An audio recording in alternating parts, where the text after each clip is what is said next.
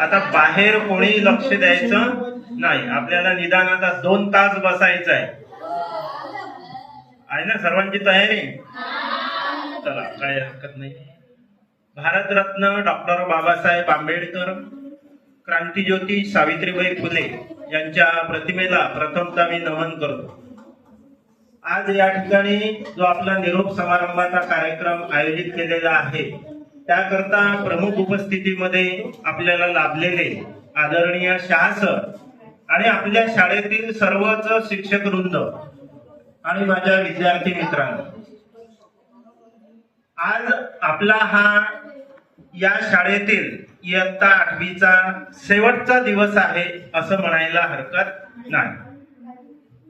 असं जेव्हा आपण 10व्या वर्गामध्ये असणार आहोत त्यावेळेला समजायला हरकत नाही, परंतु आता मात्र आपल्याला 30 एप्रिल पर्यंत शाळेमध्ये यायचं आहे आणि आजच्या दिवसानंतर आपल्या परीक्षेला सुरुवात होणार आहे आणि परीक्षा सुद्धा आपल्याला आपल्या शाळेमध्ये द्यायची आहे ना? परंतु परीक्षेपूर्वी निरोप द्यायचा असतो. या कारणाने आपण या ठिकाणी इयत्ता 8वीला निरोप देत आहोत. मोफत आणि सक्तीचे जे प्राथमिक शिक्षण आहे इयत्ता 1ली ते 8वी आणि आज इयत्ता 8वीचे विद्यार्थी ते पूर्ण करत आहेत असं म्हणायला हरकत नाही.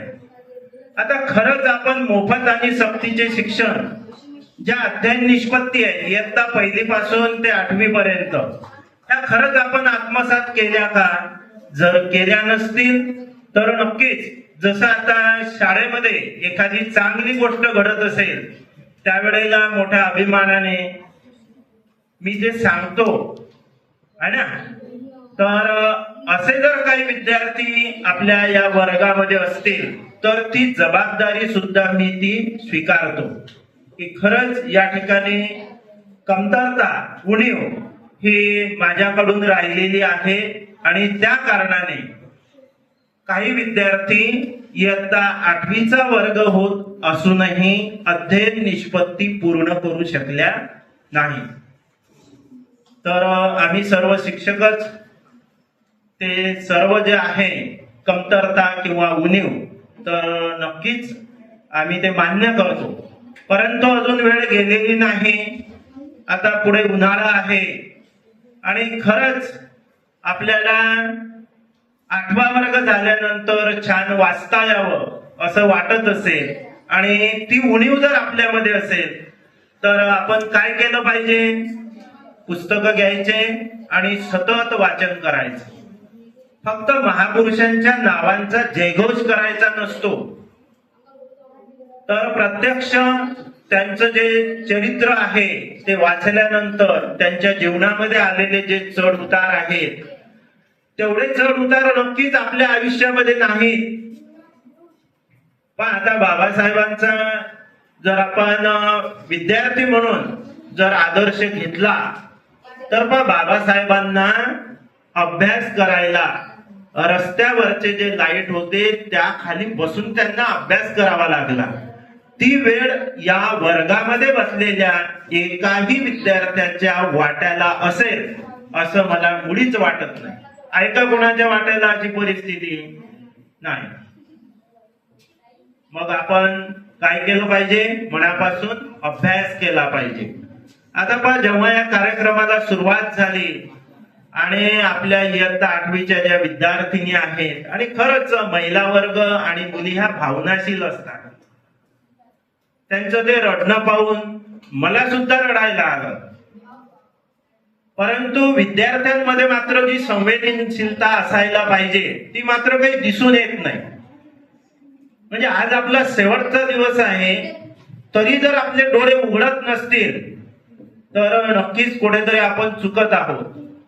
8 वर्ष ज्या ठिकाणी आपण एकत्र बसलो, या शाळेचा सहवास लाभला आणि तो सोडतानाही जर आपल्याला दुःख होत नसेल तर नक्कीच संवेदनशीलता आपल्यामध्ये मेलेली आहे असं समजावं लागेल.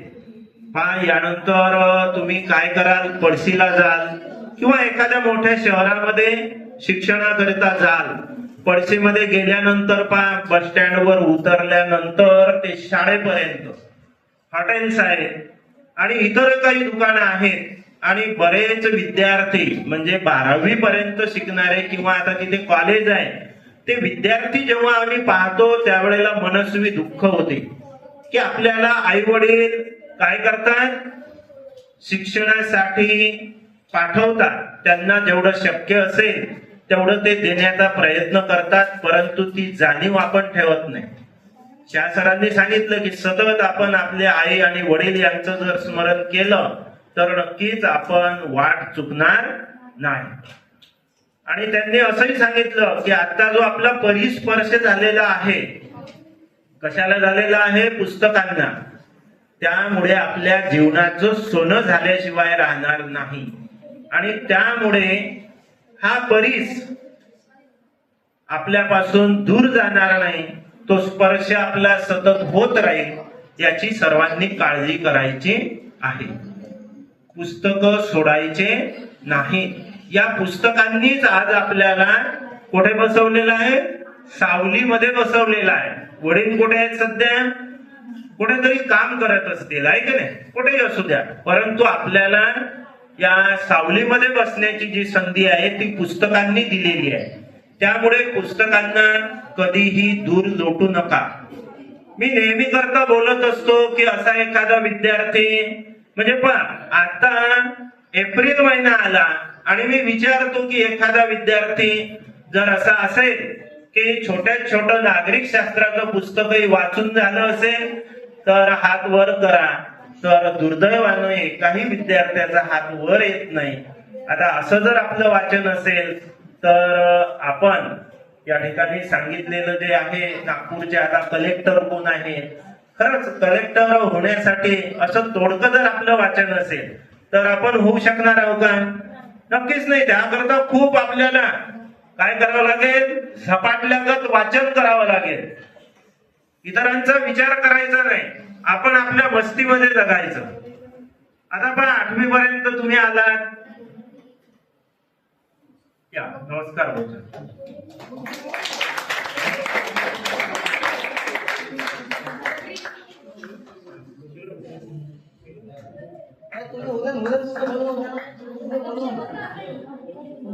आता उन्हाळ्याचे दिवस आहेत आणि सर्वच आपण शेतकऱ्यांची मुलं आहोत किंवा आपण खेडेगावामध्ये राहतो. आपल्याला असं दिसून येते की आपल्या शेतामध्ये असणारं जे आंब्याचं झाड आहे, काही दिवसांपूर्वी त्या आंब्याच्या झाडावर मोहर होता, नंतर त्याला कैऱ्या लागल्या आहे ना, आणि हळूहळू आता कैऱ्याचं रूपांतर मोठ्या आंब्यामध्ये झालं. आणि तुम्ही जर का त्या आंब्याच्या झाडाचं बारकाईनं निरीक्षण केलं असेल तर आज आपल्याला त्या आंब्याच्या फांद्या जमिनीकडे झुकलेल्या दिसून येतात. पूर्वी तर आमच्या शेतामध्ये जे आंब्याचं झाड होतं, आम्ही जर जमिनीवर झोपलो तर आमच्या तोंडामध्ये सुद्धा आंबा असा टेकत होता, एवढे त्याला आंबे यायचे. म्हणजे आपल्याला काय दिसून येते की इयत्ता पहिलीमध्ये जो तुम्ही अभ्यास केला, दुसरीमध्ये केला, असं करत करत हे ज्ञानाचं गाठोडं आपण इयत्ता 8वी पर्यंत आलो. तर आपल्यामध्ये काय यायला पाहिजे, नम्रता यायला पाहिजे. तरच आपण जी विद्या ग्रहण केलेली आहे ती शोभून दिसते. जर ती नम्रता नसेल, कोणी बोलत आहे आणि आपण व्यर्थ बडबड करत असू तर नक्कीच हे चुकीचं आहे. तर आज ही समज आपल्यामध्ये यायला पाहिजे. आता यानंतर तुमचा जो प्रवास आहे, हायस्कूल आहे, नंतर उच्च माध्यमिक आहे आणि नंतर आपलं सिनियर कॉलेज पर्यंत आता हा तुमचा प्रवास असा हा सुरू होणार आहे. आज जरी तुम्हाला या ठिकाणी निरोप दिला जात असेल, आता आपण 8 वर्ष सोबत राहिलो, त्यामुळे जर का ही आपली सोबत तुटत असेल, उद्याला जर तुम्ही या वर्गामध्ये आमच्या समोर 8 वर्ष जे चेहरे होते ते जर दिसत नसतील तर साहजिकच आम्हाला वेदना, पीडा झाल्याशिवाय राहत नाही. म्हणून काही तुम्हाला इथे आम्हाला डांबून ठेवता येणार नाही. त्या ठिकाणी प्रेम आडवं येता कामा नये. या ठिकाणी तुम्हाला उंच भरारी घेण्याकरता आकाश तुम्हाला मोकळं करून द्यावंच लागेल आणि तेच तुम्हाला उद्यापासून उंच भरारी घेण्यासाठी आकाश मोकळं असणार आहे. तर पंखामध्ये बळ भरण्याचं जे काम आहे या शाळेतील इयत्ता 1ली पासून ते 8वी पर्यंतच्या तुम्हाला लाभलेल्या सर्व शिक्षकांनी केलेलं आहे. एखादा व्यक्ती पूर्णपणे 100% हा बरोबर नसतो किंवा तो पूर्णपणे ज्ञानीही नसतो, परंतु त्याच्याकडे असणारं जे ज्ञान आहे तो पोटतिडकीने देण्याचा त्या तासिकेमध्ये वर्गामध्ये प्रयत्न करत असतो.